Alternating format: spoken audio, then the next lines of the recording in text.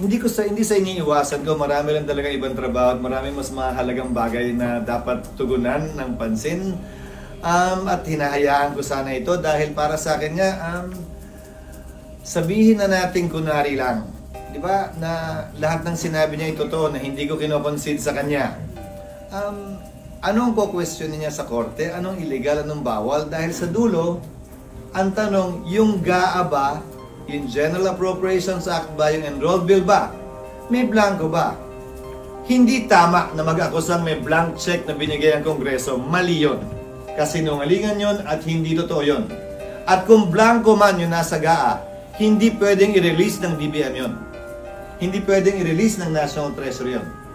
Kung may typographical error sa enrolled bill, na let's say may blankong linya doon na sinabi Project ABCDE o Kalye o Road ABCDE na walang amount, hindi pwedeng releasean yun at sulatan ng amount na kahit sino man yun. Hindi na kailangan i-deklara pang unconstitutional yun, i-considerang error yun, at hindi pwedeng i-release. Kung gusto nila mag-aksaya ng panahon para magsampa ng kaso sa korte, malaya silang pwedeng gawin yun.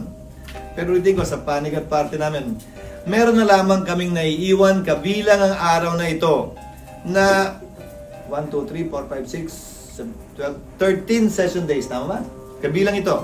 Sorry, 12 session days, kabilang ito. Minus nyo na ang Chinese New Year.